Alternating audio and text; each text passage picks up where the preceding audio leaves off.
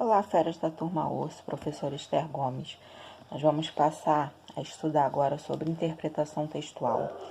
Então, a interpretação textual é um assunto muito importante, porque todo texto, toda prova que vocês forem fazer, a sua maioria de questões é em relação à interpretação textual.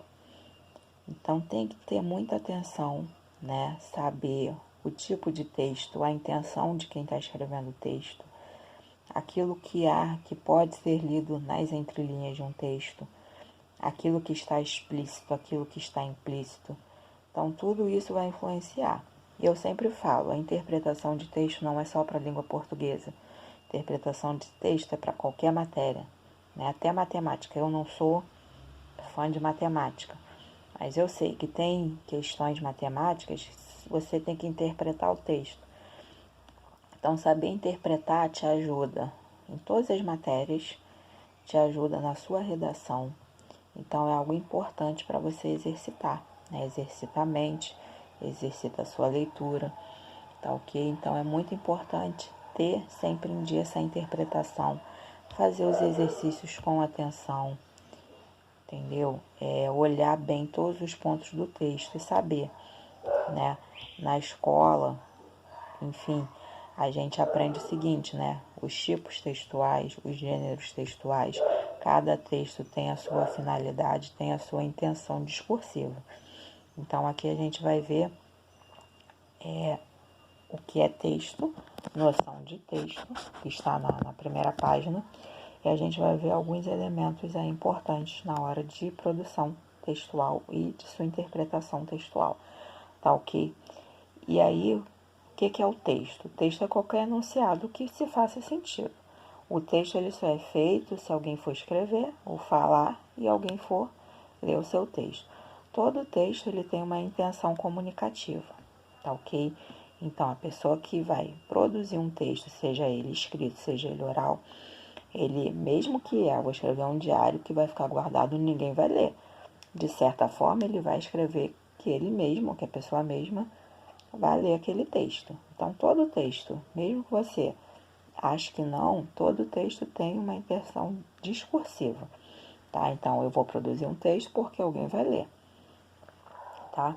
Eu vou criar uma música porque alguém vai ouvir essa música. Eu vou criar um poema porque alguém vai interpretar aquele poema, vai se sensibilizar com aquele poema. Cada texto tem a sua intenção. Eu quero dar uma informação. Não, eu quero dar apenas uma exposição de um fato. Não, eu quero apenas entreter. Não, eu quero apenas pelo prazer estético. Enfim, não, eu quero apenas contar uma história. Eu quero apenas fazer uma descrição. Cada texto, ele tem uma base para você criar aquele texto, tá ok? E às vezes, né, você não precisa estudar os estilos de texto, você não precisa estudar os tipos textuais, os gêneros textuais, mas você, mesmo sem intenção, né, sem propósito com aquilo, você consegue ver a distinção de um texto para outro, né? Então, a gente tem vários textos, vários estilos, várias finalidades, várias intenções textuais, tá? Então, todo texto ele é influenciado, todo texto é um diálogo, ou diálogo que você já leu, ou diálogo que você já ouviu. E você vai fazer a sua resposta, tá?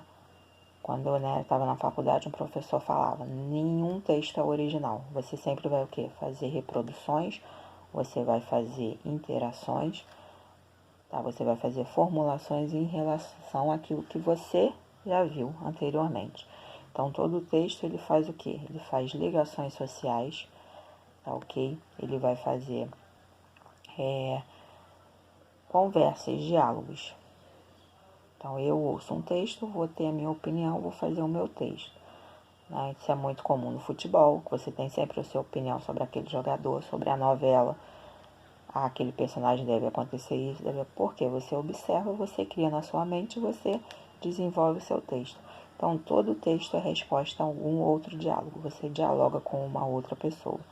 Nenhum texto é puro porque você está rodeado de um contexto social, né? Então, tudo isso vai influenciar as suas concepções, as suas ideias, as suas finalidades, né? E tudo isso também se influencia pelo pelo texto que você vai fazer a sua prova, o texto que você vai ler na hora de responder. Tudo isso vai influenciar. É importante você estar bem, interagindo bem com tudo que está acontecendo à sua volta, em todos os contextos, porque a dissertação, que é um texto, né, que é para saber como. Aí a dissertação, que é o que cai nos concursos, é para saber a forma como você escreve e principalmente como você está interagindo com o mundo. Então não é só ficar no zap trocando mensagens que não vão te levar a lugar nenhum. É importante você ter ali concepção de um pouco de cada assunto, ter conhecimento básico de tudo da sua vida, tá? Então os textos, eles são exatamente para isso. Para você ter uma noção, para você fazer um diálogo e para as pessoas saberem, né, que você entende, qual é o seu tipo de posicionamento em relação a assuntos polêmicos, tá ok? E aí a gente tem alguns textos, né? A gente pode ter o texto verbal, que é aquele em palavras, né? Então, é um meio de se comunicar através de palavras, tá ok? Isso são textos verbais. Ele pode ser falado como pode ser escrito. A partir do momento que entra alguma palavra, eu tenho um texto verbal. Texto não verbal. Ele não utiliza palavras para se comunicar. Ele pode utilizar a música, apenas as notas musicais. Ele pode utilizar imagens, pode utilizar figuras, tá ok? Então, textos não verbais são aqueles que não utilizam a palavra como traço principal ali para exercer a comunicação. Então, a gente tem exemplos de textos verbais, né? Uma história, um livro, né? Pode ser um filme, tá? Então, tudo isso que utiliza a palavra como meio de se comunicar, a gente tem texto verbal. Texto não verbal a gente usa, a gente está lá, todos os meios de comunicação que não vão utilizar a palavra. Ou pode ser um som, ou pode ser um sinal, pode ser por cores, né? O semáforo é um exemplo que acho que todo professor dá, né? Pelas cores você sabe, né? É a pessoa que é daltônica, mas ela consegue enxergar a posição das cores ali no semáforo e sabe se ela pode atravessar ou se ela deve esperar. Então, as cores, os sinais, o posicionamento, o som, né? Esses guardas que realmente entendem de leis de trânsito, pelos apetos, eles passam uma informação, tá ok? E para ver uma comunicação, você tem que entender o código da outra pessoa. Não adianta uma pessoa chegar em japonês para mim e começar a falar que eu não vou entender o que ele está falando. E aí não vai existir a comunicação. A comunicação, ela parte do princípio de que eu vou ter um emissor, vou falar com o receptor, vou passar uma mensagem para esse receptor e no meio dessa mensagem do emissor até o receptor não pode haver ruídos, ou seja, não pode haver quebras nessa comunicação que vão interferir que minha mensagem chegue ali e chegue ao seu objetivo, se faça entendida. Então é importante ter em mente, né? A gente já viu sobre elementos da comunicação. Isso é importante, está dentro do texto. Né? A gente tem o emissor, tem o receptor, tem a mensagem, eu tenho o código que vai passar, eu tenho o referente, que é o assunto que eu vou tratar, né? Eu tenho o contexto. Então, tudo isso vai influenciar a minha mensagem, o meu texto, que é uma comunicação, chegar ao seu objetivo. Então, prestem atenção, porque a gente vai ver sobre como o texto ele pode aparecer, os meios, né, que ele vai se mostrar, como eu posso interpretar um texto de maneira clara, objetiva, vendo os meios. Então, tudo aquilo que a gente aprende em gramática, não acho que é só para encher linguiça, só para... Não.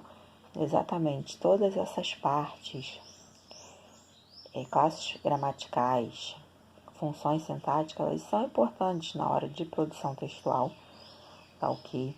E às vezes para tirar dúvidas, né? Eu evito ambiguidades, eu evito os vícios, né? Eu evito os desvios que podem comprometer o entendimento do meu texto, tá ok? Então a gente vai fazer alguns exercícios, tá ok? Sobre isso. E aí a gente vai ver, né? as partes se relacionando dentro de um texto, tá ok? Todas as partes juntas, elas vão ter uma significação final, tá ok?